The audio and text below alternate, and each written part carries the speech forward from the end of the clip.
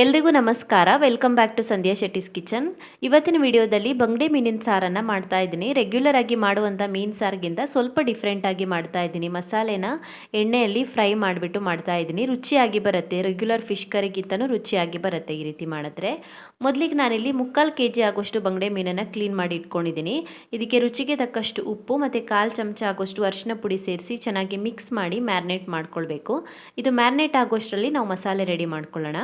ಒಂದು ಬಾಣಲಿನ ಕಾಯಿಸಿ ಅದಕ್ಕೆ 1 ಚಮಚ ಕೋಕೋನಟ್ ಆಯಿಲನ್ನು ಸೇರಿಸ್ಕೊಂಡು ಅದಕ್ಕೆ 10 ಬ್ಯಾಡಗಿ ಮೆಣಸಿನಕಾಯಿನ ಸೇರಿಸ್ಬಿಟ್ಟು ಸ್ವಲ್ಪ ಹೊತ್ತು ಫ್ರೈ ಮಾಡ್ಕೊಳ್ಬೇಕು. ಒಂದು 2 ನಿಮಿಷ ಆದ್ರೂ ಫ್ರೈ ಮಾಡ್ಕೊಳ್ಳಿ ಫಸ್ಟಿಗೆ. ನಂತರ ಬೇರೆ ಮಸಾಲೆ ಐಟಮ್ಸ್ನ ಸೇರಿಸ್ಬಿಟ್ಟು ಮತ್ತೆ ಫ್ರೈ ಮಾಡ್ಕೊಳ್ಬೇಕು. ಉರಿನ ಮೀಡಿಯಂ ಫ್ಲೇಮಲ್ಲಿ ಇಟ್ಕೊಳ್ಳಿ. ಒಂದು 2 ನಿಮಿಷ ಮೆಣಸಿನಕಾಯಿನ ಫ್ರೈ ಮಾಡ್ಕೊಂಡ ನಂತರ 1 ಚಮಚ ಆಗೋಷ್ಟು ಧನಿಯಾ ಕಾಳನ್ನು ಹಾಕ್ಕೊಳ್ತಾ ಇದ್ದೀನಿ. 1 ಚಮಚ ಆಗೋಷ್ಟು ಕಾಳು ಮೆಣಸನ್ನು ಸೇರಿಸ್ಕೊಳ್ಬೇಕು. 1/4 ಚಮಚ ಆಗೋಷ್ಟು ಜೀರಿಗೆನ ಹಾಕ್ಕೊಳ್ಳಿ. 2 ಚಿಟಿಕೆ ಆಗೋಷ್ಟು ಮೆಂತೆ ಕಾಳು ಮತ್ತು 1 ಚಿಟಿಕೆ ಆಗೋಷ್ಟು ಓಂ ಕಾಳನ್ನು ಸೇರಿಸ್ಕೊಳ್ಬೇಕು. ಓಂ ಕಾಳನ್ನು ಜಾಸ್ತಿ ಹಾಕಬಾರ್ದು, ಜಸ್ಟ್ 1 ಚಿಟಿಕೆ ಹಾಕ್ಕೊಳ್ಳಿ. ಇವಾಗ ಮತ್ತೆ ಇದನ್ನು 2 ರಿಂದ 3 ನಿಮಿಷದವರೆಗೂ ಮೀಡಿಯಂ ಫ್ಲೇಮಲ್ಲಿ ಹುರ್ಕೊಳ್ಬೇಕು. ಹುರಿದಿರುವಂಥ ಮಸಾಲೆ ಐಟಮ್ಸ್ ಎಲ್ಲ ತಣ್ಣದಿದೆ. ಇವಾಗ ಇದಕ್ಕೆ 5 ರಿಂದ 6 ಎಸ್ಲಾಗೋಷ್ಟು ಬೆಳ್ಳುಳ್ಳಿ ಹಾಕ್ಕೊಂಡಿದ್ದೀನಿ. 1 ಚೆನ್ನಾಗಿ ಹೆಚ್ಚಿರುವಂಥ ಈರುಳ್ಳಿ ಹಾಕ್ಕೊಂಡಿದ್ದೀನಿ. ಹಾಗೆಯೇ 1 ನಿಂಬೆಹಣ್ಣಿನ ಸೈಜ್ ಆಗೋಷ್ಟು ಹುಣಸೆ ಹಣ್ಣನ್ನು ಹಾಕ್ಕೊಳ್ಬೇಕು. 1/4 ಚಮಚ ಆಗೋಷ್ಟು ಅರಿಶಿನ ಪುಡಿ, ಹಾಗೆಯೇ ಅರ್ಧ ತೆಂಗಿನಕಾಯಿನ ತುರಿದು ಹಾಕ್ಕೊಂಡಿದ್ದೀನಿ. 1 ಕಪ್ ಆಗೋಷ್ಟು ತೆಂಗಿನಕಾಯಿ ತುರಿನ ಹಾಕ್ಕೊಂಡಿದ್ದೀನಿ.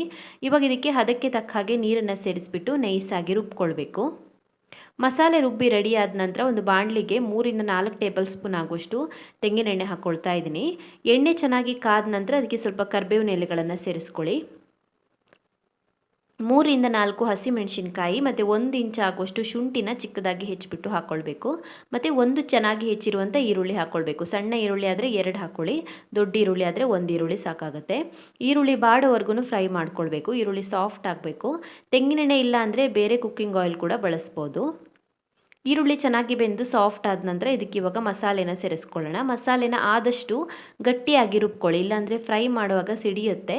ಆದಷ್ಟು ಗಟ್ಟಿಯಾಗಿ ರುಬ್ಕೊಳ್ಳಿ. ನೀರನ್ನು ಕಡಿಮೆ ಹಾಕಿಬಿಟ್ಟು ಸ್ವಲ್ಪ ಹೊತ್ತು ಮಸಾಲೆನ ಚೆನ್ನಾಗಿ ಫ್ರೈ ಮಾಡ್ಕೊಳ್ಬೇಕು. ಎಣ್ಣೆಯಲ್ಲಿ ಮಸಾಲೆನ ಚೆನ್ನಾಗಿ ಫ್ರೈ ಮಾಡಿಕೊಂಡು ನಂತರ ಇದಕ್ಕೆ ನೀರನ್ನು ಸೇರಿಸಿ ಕುದಿಸ್ಕೊಳ್ಬೇಕು. ಒಂದು 5 ನಿಮಿಷದವರೆಗಾದ್ರೂ ಮಸಾಲೆನ ಚೆನ್ನಾಗಿ ಫ್ರೈ ಮಾಡ್ಕೊಳ್ಳಿ ಎಣ್ಣೆಯಲ್ಲಿ. ನಂತರ ಇದಕ್ಕೆ 2 ರಿಂದ 3 ಲೋಟ ಆಗೋಷ್ಟು ನೀರನ್ನು ಸೇರಿಸ್ಕೊಳ್ಬೋದು. ನಾನು ಗ್ರೈಂಡರಲ್ಲಿ ಉಳಿದಿರುವಂಥ ಮಸಾಲೆಗೆ ಸ್ವಲ್ಪ ನೀರು ಹಾಕಿ ಎತ್ತಿಟ್ಕೊಂಡಿದ್ದೆ, ಅದನ್ನ ಹಾಕ್ಕೊಂಡಿದ್ದೀನಿ. ಮತ್ತು ಎಕ್ಸ್ಟ್ರಾ 1 ಲೋಟ ನೀರು ಹಾಕ್ಕೊಂಡಿದ್ದೀನಿ. ಒಟ್ಟಿಗೆ 2 ಲೋಟ ನೀರು ಹಾಕ್ಕೊಂಡಿದ್ದೀನಿ. ಚೆನ್ನಾಗಿ ಮಿಕ್ಸ್ ಮಾಡಿ ಮುಚ್ಚಿಬಿಟ್ಟು ಇದನ್ನ 10 ನಿಮಿಷದವರೆಗೂ ಚೆನ್ನಾಗಿ ಕುದಿಸ್ಕೊಳ್ಬೇಕು. ಗ್ರೇವಿನ ಮೊದಲಿಗೆ 10 ನಿಮಿಷ ಚೆನ್ನಾಗಿ ಕುದಿಸ್ಕೊಂಡಿದ್ದೀನಿ. ಚೆನ್ನಾಗಿ ಕುದೀತಾ ಇದೆ ನೋಡಿ. ಒಂದ್ಸಲ ಚೆನ್ನಾಗಿ ಮಿಕ್ಸ್ ಮಾಡಿಕೊಂಡು ಇವಾಗ ಇದಕ್ಕೆ ಮೀನನ್ನು ಸೇರಿಸ್ಕೊಳ್ಳೋಣ. ಮೀನು ಸೇರಿಸಿ ಜಾಸ್ತಿ ಹೊತ್ತು ಕುದಿಸ್ಕೊಳ್ಳೋ ಅವಶ್ಯಕತೆ ಇಲ್ಲ.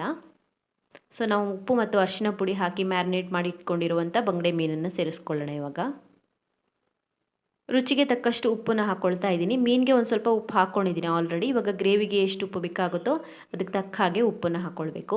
ಚೆನ್ನಾಗಿ ಮಿಕ್ಸ್ ಮಾಡಿ ಮುಚ್ಚಿ ಇದನ್ನು ಮತ್ತೊಂದು 5 ನಿಮಿಷದವರೆಗೂ ಕುದಿಸ್ಕೊಂಡ್ರೆ ಸಾಕಾಗುತ್ತೆ. ಆದಷ್ಟು ದಪ್ಪ ಇರಲಿ ಗ್ರೇವಿ, ಜಾಸ್ತಿ ತೆಳು ಮಾಡ್ಕೊಳ್ಬೇಡಿ.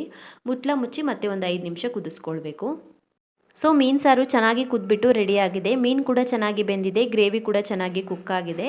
ರೆಗ್ಯುಲರ್ ಆಗಿ ನಾವು ಮೀನು ಸಾರು ಮಾಡುವಾಗ ಅದಕ್ಕೆ ಎಣ್ಣೆ ಹಾಕೋದಿಲ್ಲ, ಆಯಿಲ್ ಫ್ರೀ ಆಗಿ ಮಾಡ್ತೀವಿ. ನಾನಿಲ್ಲಿ ಮಸಾಲೆಗಳನ್ನು ಕೂಡ ಎಣ್ಣೆಯಲ್ಲಿ ಹುರ್ಕೊಂಡಿದ್ದೀನಿ ಮತ್ತು ಮಸಾಲೆ ರುಬ್ಬಿ ಆದಮೇಲೂ ಕೂಡ ಎಣ್ಣೆಯಲ್ಲಿ ಹುರಿದ್ಬಿಟ್ಟು ಮಾಡಿದ್ದೀನಿ. ಈ ರೀತಿ ಮಾಡೋದ್ರಿಂದ ರೆಗ್ಯುಲರ್ ಫಿಶ್ ಕರಿಗಿಂತಲೂ ಕೂಡ ರುಚಿಯಾಗಿ ಬರುತ್ತೆ. ಮನೆಯಲ್ಲಿ ಫಂಕ್ಷನ್ ಎಲ್ಲ ಇರುವಾಗ ಇದನ್ನು ಟ್ರೈ ಮಾಡ್ಬೋದು. ನಿಮಗೆ ಈ ರೆಸಿಪಿ ಇಷ್ಟ ಆಗಿದ್ದರೆ ವಿಡಿಯೋಗೊಂದು ಲೈಕ್ ಕೊಡಿ, ಹಾಗೆಯೇ ಕಮೆಂಟಲ್ಲಿ ತಿಳಿಸಿ ಹೇಗಿದೆ ಅಂತ. ಇನ್ನೂ ಹೆಚ್ಚಿನ ವಿಡಿಯೋಗಳಿಗೆ ನನ್ನ ಯೂಟ್ಯೂಬ್ ಚಾನಲನ್ನು ಸಬ್ಸ್ಕ್ರೈಬ್ ಮಾಡ್ಕೊಳ್ಳಿ. ಹಾಗೆಯೇ ನನ್ನನ್ನು ಫೇಸ್ಬುಕ್ ಮತ್ತು ಇನ್ಸ್ಟಾಗ್ರಾಮಲ್ಲಿ ಫಾಲೋ ಮಾಡೋದನ್ನು ಮರಿಬೇಡಿ.